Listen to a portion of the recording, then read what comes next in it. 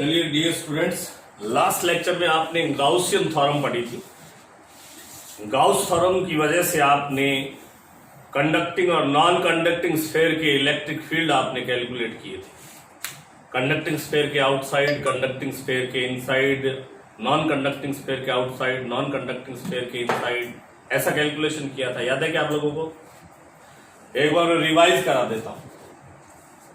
ऐसा लिखा था आपने कंडक्टिंग स्फीयर के लिए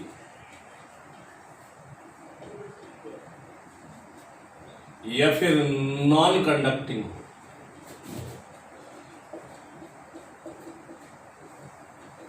दोनों के आउटसाइड तो एक ही रिजल्ट आया था और सरफेस पे भी एक ही रिजल्ट आया था।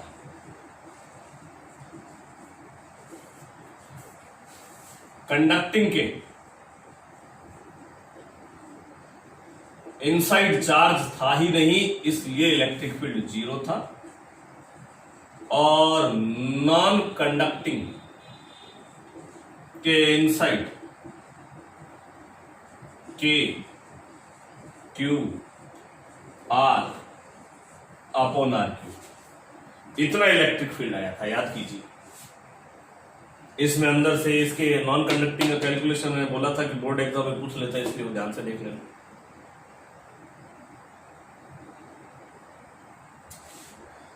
अब इसमें कई बार ऐसा होता है कि जैसे मैं आपको एक ट्रांसफॉर्मेशन बता देता हूं, जैसे इसका बता देता हूं। वॉल्यूम चार्ज डेंसिटी रो होती है, वो होता है charge upon volume. 4/3 pi are.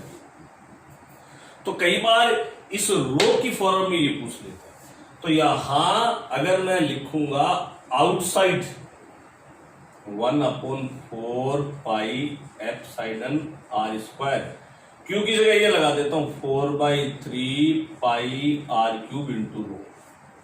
4/3 pi का आर क्यूब इंटू रो, तो ये आउटसाइड इलेक्ट्रिक फील्ड बन जाएगा।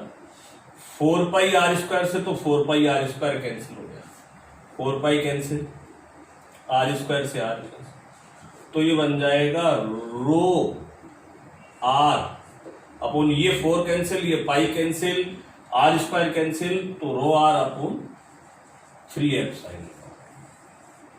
यहां बचा रो, यहां बचा आर, यहां बचा 3 और यहां एप्सिलॉन।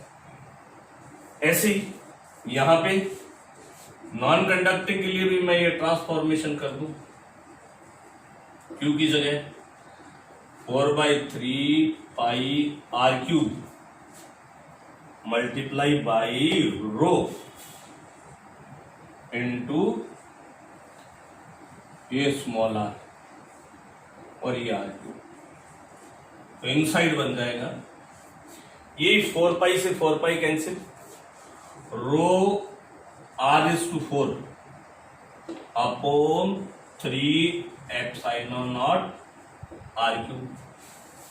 मतलब अगर रो की फॉर्म में पूछे तो रो ये होता है चार्ज अपॉन वॉल्यूम, इससे आप इसको रिप्लेस कर सकते हैं, ये मैं आपको बता रहा हूं। ओके, अब कंडक्टिंग और नॉन कंडक्टिंग स्फीयर की वजह से आपने इलेक्ट्रिक फील्ड निकाल लिया। अब मैं कंडक्टिंग और नॉन कंडक्टिंग स्फीयर की वजह से इलेक्ट्रिक फील्ड के बाद में इलेक्ट्रिक पोटेंशियल भी निकालता हूं। याद कीजिए, आपने पॉइंट चार्ज की वजह से इलेक्ट्रिक पोटेंशियल निकाला था KQ अपॉन R। ऐसे इलेक्ट्रिक पोटेंशियल आपने रिंग और सब की वजह से निकाला था। अब मैं इलेक्ट्रिक पोटेंशियल निकाल रहा हूं इनकी वजह से, कंडक्टिंग स्फीयर और नॉन कंडक्टिंग स्फीयर की वजह से। Is it clear? ओके, तो सबसे कंडक्टिंग स्फीयर जो है, चालक गोला, जिसको आप चार्ज देते हो, वो उसके आउटर सरफेस पे यूनिफॉर्मली डिस्ट्रीब्यूट हो जाता है।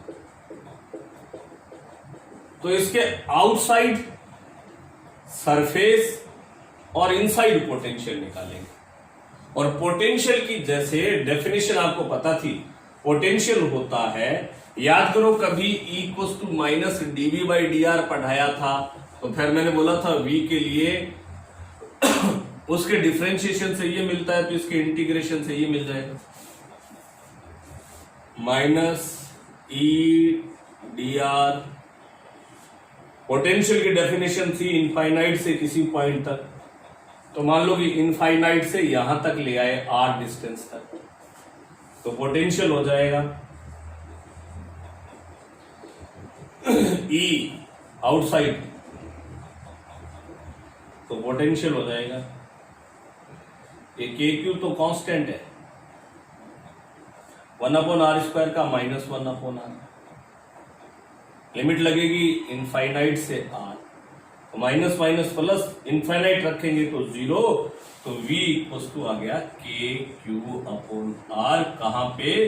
कंडक्टिंग स्फीयर के आउटसाइड। यहां इनसाइड करूंगा तो इनफाइनाइट से चार्ज को यहां ले आऊं, तो स्मॉल आर से ये इनफाइनाइट से स्मॉल आर की जगह कैपिटल आर, यहां भी कैपिटल आर और यहां भी कैपिटल आर, तो सरफेस पे पोटेंशियल वही हो जाएगा पॉइंट चार्ज वाला, याद करो। और इनसाइड निकालेंगे तो इनसाइड इलेक्ट्रिक फील्ड 0 होता है, और हमें यहां से पता था कि dV/dr इलेक्ट्रिक फील्ड होता है, और इनसाइड इलेक्ट्रिक फील्ड 0 होता है कंडक्टिंग स्फीयर। इसका मतलब इसका डिफरेंशिएशन 0 है, इसका डिफरेंशिएशन 0 है, इसका डिफरेंशिएशन 0 है, तो किसका डिफरेंशिएशन 0 होता है? इसका डिफरेंशिएशन 0 होता है, कांस्टेंट। इसका मतलब अंदर v पोटेंशियल कांस्टेंट रहेगा। कितना रहेगा? जितना सरफेस पे होता है उतना ही रहेगा, और उतना ही रहना भी चाहिए, क्योंकि पोटेंशियल का डेफिनेशन था कि इनफाइनाइट से जहां तक लाने में वर्क करना पड़े, तो इनफाइनाइट से यहां तक लाने में वर्क करना पड़ा, वो इतना आ गया। इनफाइनाइट से यहां तक लाने में इतना वर्क करना पड़ा। वर्क क्यों करना पड़ा? अवेलेबल इलेक्ट्रिक फील्ड के अगेंस्ट। अब आप जब यहां लाओगे तो यहां इलेक्ट्रिक फील्ड है ही नहीं, तो जितना वर्क यहां करना पड़ा था वही वर्क रह जाएगा, अंदर इलेक्ट्रिक फील्ड है ही नहीं, ऑपोजिशन होगा ही नहीं, इसलिए वर्क ही नहीं करना पड़ेगा। इसका मतलब कंडक्टिंग स्फीयर जो होता है उसकी वजह से आउटसाइड इतना, सरफेस पे इतना, और अगर मैं उसका पोटेंशियल वर्सेस डिस्टेंस का ग्राफ बनाऊं तो अंदर कांस्टेंट रहेगा KQ/r, और आउटसाइड जो है वो r के इनवर्सली प्रोपोर्शनल। अंदर तो रहेगा KQ/r, ये r लेस देन r है, ये सरफेस आ गया, और ये आउटसाइड वाला एरिया आ गया। यहां पोटेंशियल है वो 1/r की इनवर्सली। क्या ये बात समझ में आ गई? क्या उर्दू वीडियो चल रहा है सही?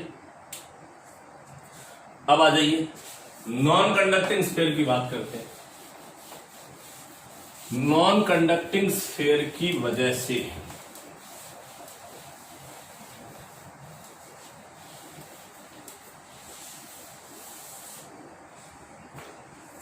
नॉन कंडक्टिंग स्फीयर, आ जाओ।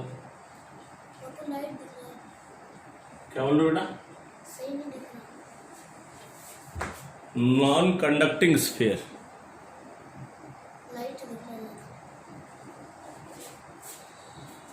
तो ये नॉन कंडक्टिंग स्फीयर है, इसका रेडियस r है, इसको चार्ज दोगे तो कंडक्टिंग तो है नहीं, सारा चार्ज इसके इनर वॉल्यूम में फैल जाएगा,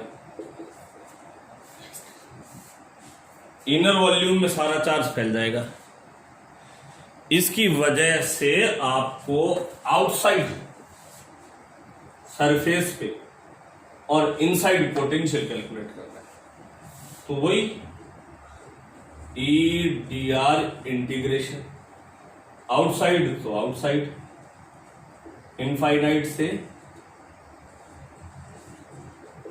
तो ये इनफाइनाइट से आर तक आउटसाइड तो वही होता है, ये सारा वही कैलकुलेशन आ गया जो इनसाइड वाले, जो कंडक्टिंग में था, कंडक्टिंग में, क्योंकि इलेक्ट्रिक फील्ड सेम ही होता है नॉन कंडक्टिंग या कंडक्टिंग, आउटसाइड और सरफेस, तो इसमें भी वही रिजल्ट आ जाएगा, माइनस KQ1/r² का -1/r इनफाइनाइट से r, यानी आउटसाइड और सरफेस दोनों भी उतना ही आ जाएगा। क्या ये बात समझ में आ गई क्या? बोलो। अब इसके इनसाइड निकालते हैं। चलिए, कंडक्टिंग इनसाइड कितना था? पोटेंशियल कांस्टेंट था, ये देखा था। तो यहां कितना हो जाएगा नॉन कंडक्टिंग में? देखिए इसका कैलकुलेशन स्टार मार्क कर लीजिएगा, बोर्ड में पूछा गया है। क्या? पोटेंशियल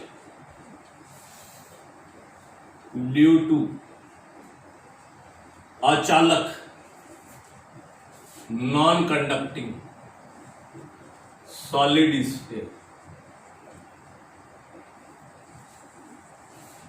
और कहां पॉइंट के लिए?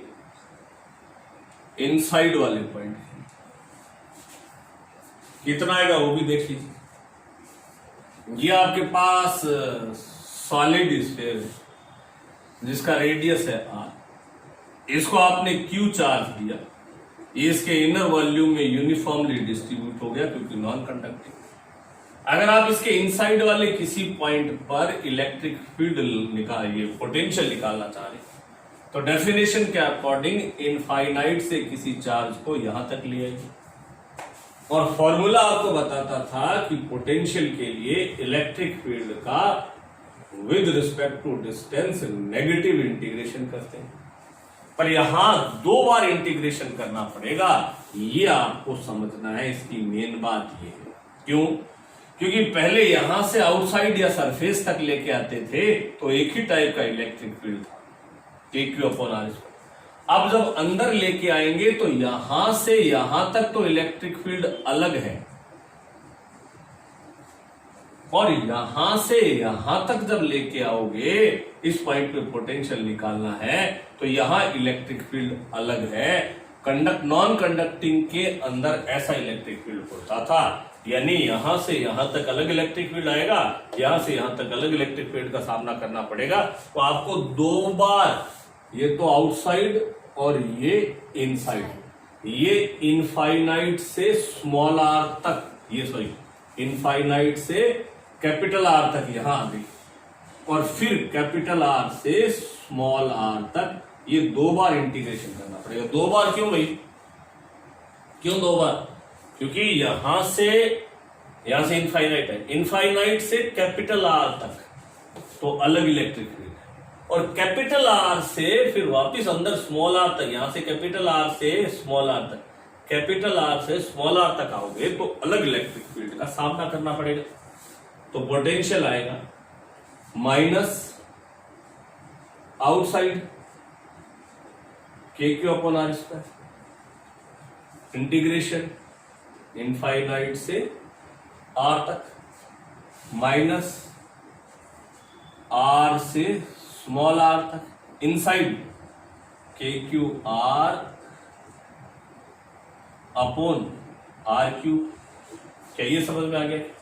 चलिए, ये माइनस KQ1/R² का -1/R लिमिट लगी इनफाइनाइट से R तक, ये KQ कांस्टेंट अपॉन R³ भी कांस्टेंट।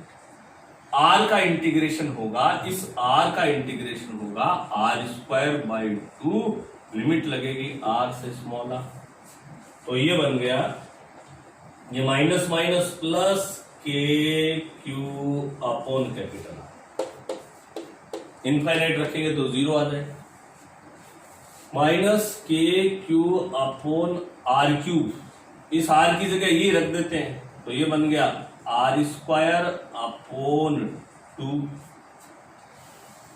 अब इसमें माइनस लगा के ये लिमिट रखूंगा, पर इस माइनस की वजह से वो लिमिट वाला प्लस हो जाएगा, यानी KQ/R³।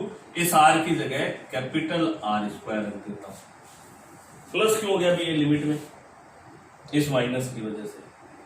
ये तो माइनस का हो गया पहला अपर लिमिट, और जो लोअर लिमिट में माइनस आता है वो माइनस माइनस प्लस।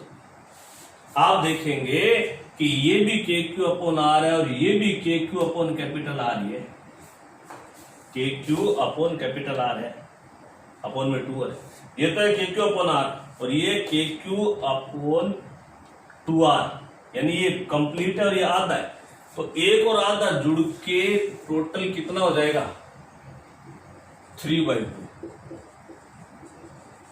और ये कितना है, के Q are square upon 2r cube. अब इसका मैं स्टैंडर्ड आंसर लिख रहा हूं, के Q upon 2r cube common ले लेते हैं, के Q upon 2r cube common ले लेते हैं। तो जब यहां के Q upon 2r cube common लेंगे तो यहां क्या बचेगा, इनसाइड की बात, के Q upon 2r cube common लेंगे तो ये r स्क्वायर बचेगा। और कॉमन का मतलब होता है डिवाइड, तो यहां मैंने के क्यू अपॉन 2r क्यूब का कॉमन लिया था तो ये कैंसिल आउट होकर ये बच गया। यहां डिवाइड करूंगा के क्यू, वो के क्यू से के क्यू कैंसिल हो जाएगा, और ऊपर लिखूंगा 2r क्यूब, तो 2 से 2 कैंसिल, r से r, इतना बच जाएगा 3r स्क्वायर। ये इनसाइड पोटेंशियल होता है सॉलिड, ये non conducting potential due to non conducting solid sphere inside. वापिस से रिवाइज कर रहा हूं, 2 बार इंटीग्रेशन क्यों करना पड़ा, क्योंकि पोटेंशियल की डेफिनेशन के अकॉर्डिंग इनफाइनाइट से यहां तक लाने पे इलेक्ट्रिक फील्ड के अगेंस्ट वर्क करना पड़ेगा। उस वर्क को हम मैथमेटिकली ऐसे करते हैं, इलेक्ट्रिक फील्ड का with respect to distance negative integration कर देते हैं। 2 बार इसलिए करना पड़ा क्योंकि आउटसाइड अलग इलेक्ट्रिक फील्ड है और इनसाइड अलग इलेक्ट्रिक फील्ड है, इसलिए पहले तो इनफाइनाइट से यहां तक लेके आएंगे, मतलब यहां से डिस्टेंस देखनी है, यहां से पहले कहां था, इनफाइनाइट पे, यहां लेके आ गए आर तक, फिर आर से चालू हुए और स्मॉल आर तक लाके छोड़। ये आर का integration R square by 2 1 upon R square का -1। यहाँ पे के Q upon 2r cube common ले लिया तो यहाँ आर स्क्वायर बच गया और यहाँ ये बच गया। और अगर सेंटर पे पूछे तो सेंटर का मतलब इस आर को रिड्यूस करते करते 0 कर दो, इस आर को 0 कर दो तो ये कैंसिल आउट हो जाएगा, तो बच जाएगा 3/2 के क्यू अपॉन आर, यानी सेंटर पे पोटेंशियल 3/2 टाइम ऑफ सरफेस होता है। सरफेस पे के क्यू अपॉन आर था तो उसका 3/2 हो जाएगा पोटेंशियल, कहां पे, सरफेस पे। क्या ये बात समझ में आ गई क्या आपको, व्हाट इट। चलिए देख लीजिए कैलकुलेशन।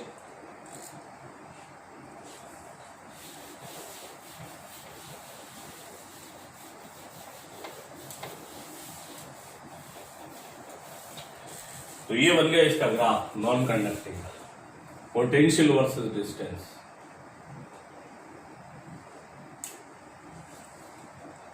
ये इनसाइड, ये सरफेस और ये आउटसाइड। तो सेंटर पे सबसे ज्यादा है, सेंटर पे पोटेंशियल सबसे ज्यादा, सेंटर से सरफेस तक आएंगे तो कम हो जाएगा। यानी अगर यहां 5 वोल्ट है तो यहां 1.5 गुना हो जाएगा 5 का, 7.5। यानी अगर यहाँ 6 वोल्ट है तो यहाँ 9 होगा, या 9 है तो यहाँ 6 होगा। और बाहर जाएंगे, बाहर तो के क्यू अपॉन आर ही इनवर्सली।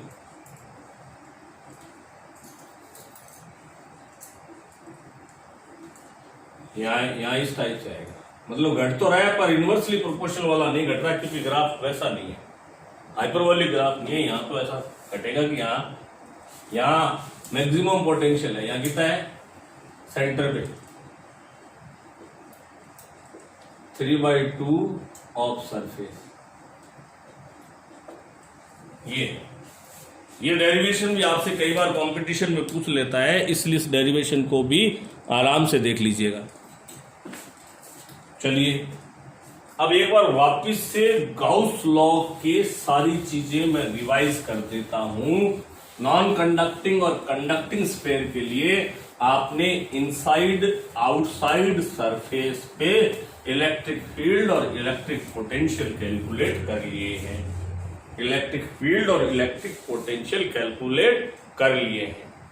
गाउसियन सरफेस से कैसे किए थे, सबसे पहले फ्लक्स पढ़ा था, फिर गाउस की थ्योरम पढ़ी थी। गाउस ने बोला था कि किसी भी सरफेस से इनक्लोज्ड चार्ज से रिलेटेड फ्लक्स जो है वो sigma Q upon epsilon not होता है।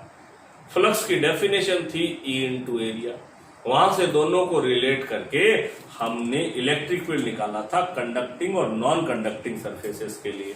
स्फेयर के लिए एक गाउसियन सरफेस लिया था स्फेयर के लिए आउटसाइड वाले पे, और फिर उसमें गाउस की थ्योरम लगा के और इलेक्ट्रिक फील्ड निकाला था, और आज दोनों का पोटेंशियल निकाला है। अब नेक्स्ट लेक्चर में हम एक शीट लेंगे, जैसे अभी स्फेयर लिया है, फिर एक शीट लेंगे कंडक्टिंग और नॉन कंडक्टिंग, उन शीट्स की वजह से भी इलेक्ट्रिक फील्ड कैलकुलेट करेंगे। ओके, चलिए नेक्स्ट वीडियो में देखते हैं।